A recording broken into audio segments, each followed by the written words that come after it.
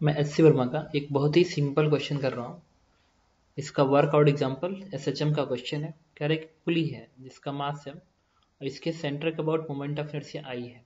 Spring constant के string ऐसे है। अब अगर इस पुली को हल्का सा ऐसे रोटेट करके छोड़ोगे तो ऐसे ऑसिलेट करेगा। यानी इसका टाइम पीरियड बताइए, टाइम पीरियड ऑफ ऑसिलेशन कितना होगा। तो पुली ऐसे थी, उसको हल्का सा ऐसे किया रोटेट, तो छोड़ दिया, मोशन ऐसे, तो टाइम पीरियड निकालना है। तो इसके टाइम पीरियड इस पुली के हर पॉइंट का एग्जैक्टली सेम आएगा, बट वर्मा ने कहा है कि इसके सेंटर का टाइम पीरियड बताइए। सेंटर का ही नहीं, इस पर लाई करो हर पॉइंट का टाइम पीरियड सेम आएगा, क्योंकि ऐसे है तो ऐसे ऑसिलेट होके जाएगा, एक साथ सब रेस्ट में आएंगे, एक साथ मीन इस रेस्ट में भी आएंगे, एक साथ ऐसे ऐसे टाइम पीरियड हर पार्टिकल का सेम है। बट सेंटर ऑफ मास का मोशन स्ट्रेट लाइन होगा, तो फिर वो एक लीनियर एसएचएफ परफॉर्म करेगा, तो उसको उसके एक्सेलरेशन को एक्स के टर्म में लिखेंगे और टाइम पीरियड निकाल लेंगे। लेट्स किसी टाइम पे इसका सेंटर मास एक्स दूरी पे है। और एक चीज आपको पता है कि टाइम पीरियड पे लीनियर एसएचएम के टाइम पीरियड में एमजी का असर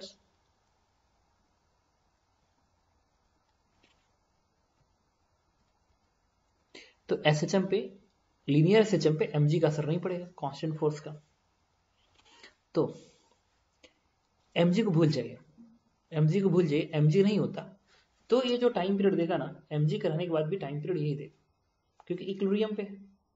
अब ये मत सोचना कि एमजी का रोल इसमें क्या है कि इस स्ट्रिंग को, चाहे इस स्प्रिंग को कभी स्लैक होने नहीं देगा, बाकी कोई रोल नहीं है यहाँ पे। तो हल्का सा आपने ऐसे प्रेस किया, छोड़ दिया ऑसिलेशन, तो मैंने एमजी को भूल गया कैलकुलेशन में।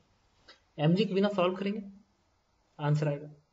हाँ, एमजी रहेगा तो इक्विलिब्रियम पोजीशन के टाइम पे स्प्रिंग पहले से इलोंगेटेड होगी, तो फिर उसके बाद आप एक्स का डिस्प्लेसमेंट देंगे। और एमजी नहीं रहेगा तो जो मीन पोजीशन होगा वो इस स्प्रिंग का नेचुरल लेंथ ही होगा, फिर नेचुरल लेंथ से ही डिस्प्लेसमेंट एक्स दे दीजिए। टाइम पीरियड दोनों के इसका सेम आएगा। एमजी का प्रदेश मान के सॉल्व करोगे थोड़ा सा लेंथी पड़ेगा, अब बिना एमजी को सॉल्व करोगे आंसर जल्दी आ जाएगा। और एमजी बस रूल क्या अप्लाई कर रहा है, स्प्रिंग को स्लैक होने नहीं देगा, स्लैक करो, और इस रस्सी को स्लैक होने नहीं देगा। एमजी का बस यहाँ पे यही रोल है और कोई रोल नहीं है। चलो, तो मान लिया कि एमजी नहीं है। अब इसके सेंटर ऑफ एक्स का डिस्प्लेसमेंट दो। अच्छा, ये आईसीओआर की तरफ से काम करेगा, आईसीओआर की तरफ से काम करेगा ये वाला पॉइंट, तो टेंशन टी ऊपर को दिखा दो। स्प्रिंग फोर्स कितना ऊपर को दिखाओगे, k इंटू 2x दिखाओगे। क्यों दिखाओगे बताता हूँ। अगर सेंटर भी स्पीड से जाता है तो टॉप पॉइंट कितने स्पीड से जाता है, 2v से नीचे आएगा। तो अगर ये x रिमूव करेगा तो ये कितना रिमूव करेगा, 2x रिमूव करेगा। तो स्प्रिंग फोर्स क्या हो जाएगा, k इंटू 2x, बट ऊपर की ओर क्योंकि इलोंगेटेड है। अभी आई आर की तरफ से रूल प्ले कर रहा है, तो इसके बाद टॉर्क लिख के आई अल्फा कर देंगे। तो इसके बाद टॉर्क लिखो आई आर, तो k इंटू 2x इंटू ये distance that is 2r। Torque tension का जीरो आएगा, इसका टॉर्क आएगा इतना, इक्वल्स टू आई अल्फा, इसके अबाउट आई। तो सेंटर ऑफ मास के about moment of inertia I है, लगा देंगे parallel axis theorem, m into R square into alpha. लेकिन ये देखो डिस्प्लेसमेंट तुमने इधर दिया है और टॉर्क आ रहा है उल्टा सेंस में, तो एक माइनस साइन लगा लो। ये डिस्प्लेसमेंट नीचे दिया है और टॉर्क उल्टा सेंस में आ रहा है। एक और सेंटर ऑफ मास का जो एक्सेलरेशन है A, that is equal to R alpha. ये कंडीशन नोट कर गया, सेंटर ऑफ मास का एक्सेलरेशन ए और आर अल्फा, क्योंकि यहाँ पे स्लिपिंग नहीं हो रही है तो इस ऑब्जेक्ट का अल्फा और ए में, एक्सेलरेशन ए में ये रिलेशन होगा ए इक्वल टू आर अल्फा।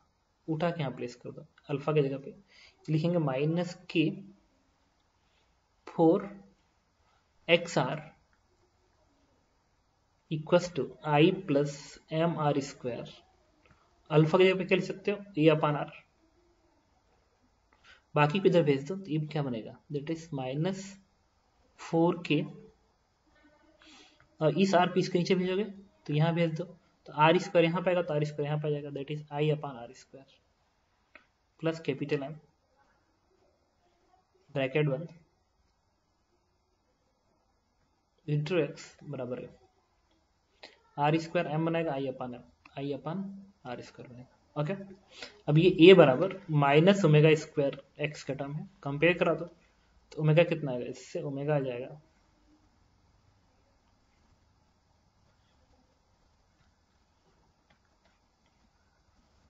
तो इससे आपका ओमेगा आ जाएगा under root 4k upon I upon r square plus n. Then time period is 2 pi omega. Okay, thank you.